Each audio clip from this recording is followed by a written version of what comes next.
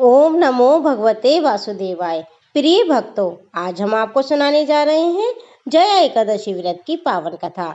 शास्त्रों में वर्णित है कि इस व्रत को श्रद्धा और विधि विधान से करने से मनुष्य के समस्त पाप नष्ट हो जाते हैं।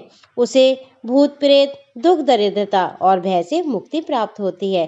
तो आइए श्रद्धा और भक्ति के साथ जया एकादशी व्रत की कथा का श्रवण प्रारंभ करते हैं। गांडीवधारी अर्जुन ने कहा, हे भगवान, अब कृपा कर आप मुझे माघ माह के शुक्ल पक्ष की एकादशी के संबंध में भी विस्तार पूर्वक बताएं। शुक्ल पक्ष की एकादशी में किस देवता का पूजन करना चाहिए तथा इस एकादशी के व्रत की कथा क्या है और उसके करने से किस फल की प्राप्ति होती है। भगवान श्री कृष्ण ने कहा, हे अर्जुन, माघ माह के शुक्ल पक्ष की एकादशी को जया एकादशी कहते हैं। इस एकादशी के उपवास से मनुष्य भूत प्रेत पिशाच योनि आदि की योनि से मुक्त हो जाता है। अतः इस एकादशी के उपवास को विधि के अनुसार करना चाहिए। अब मैं तुमसे जया एकादशी के व्रत की कथा कहता हूँ, उसे ध्यान पूर्वक श्रवण करो। एक बार देवताओं के राजा इंद्र नंदन वन में भ्रमण कर रहे थे। चारों ओर किसी उत्सव के समान वातावरण थे। गंधर्व गायन कर रहे थे तथा गंधर्व कन्याएं नृत्य कर रही थीं। वहीं पुष्पवती नामक गंधर्व कन्या ने माल्यवान नामक गंधर्व को देखा तथा उस पर आसक्त होकर अपने हाव भाव से उसे रिझाने का प्रयास करने लगी। माल्यवान भी उस गंधर्व कन्या पर आसक्त होकर अपने गायन का सुरताल भूल गया। इससे संगीत की लय टूट गई तथा संगीत की समस्त आनंद क्षीण हो गया। सभा में उपस्थित देवगणों को ये अत्यंत अनुचित लगा। ये देखकर देवेंद्र भी रुष्ट हो गए। संगीत भी एक पवित्र साधना है। इस साधना को भ्रष्ट करना महापाप है। अतः क्रोधवश इंद्र ने पुष्पवती तथा माल्यवान को श्राप दे दिया। संगीत की साधना को अपवित्र करने वाले माल्यवान और पुष्पवती दोनों, तुमने देवी सरस्वती का घोर अपमान किया है, अतः तुम्हें मृत्युलोक में जाना होगा।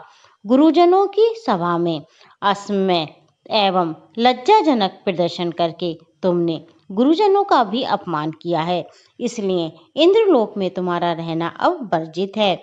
अब तुम अधम पिशाच असंयमी के समान जीवन व्यतीत करोगे।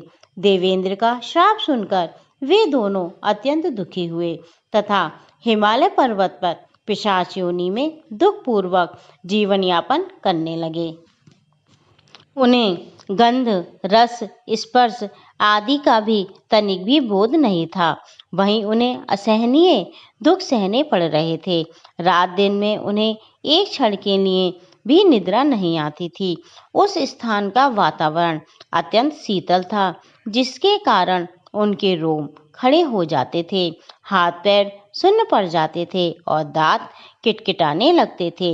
एक दिन उस पिशाच ने अपनी स्त्री से कहा, ना मालूम हमने पूर्व जन्म में कौन से पाप किए हैं, जिसके कारण हमें इतनी दुखदाई ये पिशाच योनि प्राप्त हुई है।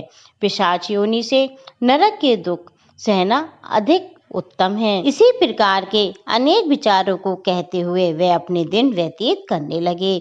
भगवान की कृपा से एक समय माघ के शुक्ल पक्ष की जया एकादशी के दिन इन दोनों ने कुछ भी भोजन नहीं किया तथा ना ही कोई पाप कर्म किया। उस दिन मात्र फल फूल ग्रहण कर ही उन्होंने अपना दिन व्यतीत किया तथा महान दुख के साथ पीपल के वृक्ष के नीचे विश्राम करने लगे। उस दिन भगवान सूर्य अस्ताचल को जा रहे थे। वह रात्रि उन दोनों ने एक दूसरे से सटकर बड़ी कठिनता से व्यतीत की। दूसरे दिन प्रातःकाल होते ही प्रभु की कृपा से उनकी पिशाच योनि से मुक्ति हो गई तथा पुनः अपनी अत्यंत सुंदर अप्सरा एवं गंधर्व की देह धारण करके वह सुंदर वस्त्रों और आभूषणों को पहनकर दोनों स्वर्गलोक को चले गए। उस समय आकाश में देवगण तथा गंधर्व इनकी स्तुति करने लगे। नागलोक में जाकर इन दोनों ने देवेंद्र को दंडवत प्रणाम किया। देवेंद्र को भी उन्हें उनके वास्तविक रूप में देखकर महान आश्चर्य हुआ तथा उन्होंने पूछा, तुम्हें पिशाच योनि से किस प्रकार मुक्ति मिली, उसका संपूर्ण वृत्तांत आप मुझे बताओ। देवेंद्र की बात सुनकर माल्यवान ने कहा, हे देवताओं के राजा इंद्र, श्री हरि की कृपा से तथा जया एकादशी के व्रत के पुण्य से हमें पिशाच योनि से मुक्ति प्राप्त हुई है। इंद्र ने कहा, हे माल्यवान, एकादशी व्रत करने से तथा भगवान श्री हरि की कृपा से तुम लोग पिशाच योनि को त्याग कर पवित्र हो गए हो, इसलिए हमारे लिए भी तुम वंदनीय हो, क्योंकि भगवान शिव तथा भगवान विष्णु के भक्त हम दोनों देवताओं के वंदना करने योग्य हैं।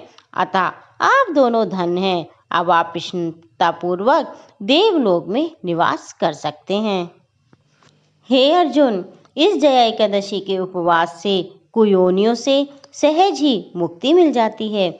जो मनुष्य इस एकादशी का व्रत कर लेता है, उसके मानो सभी तप यज्ञ दान कर लिए हैं। जो मनुष्य श्रद्धा पूर्वक जया एकादशी का व्रत करते हैं, वे अवश्य सहस्र वर्ष तक स्वर्ग में निवास करते हैं। इस कहानी का सार ये है, संगीत देवी सरस्वती का एक अलौकिक वरदान है। ये एक साधना है, एक विद्या है।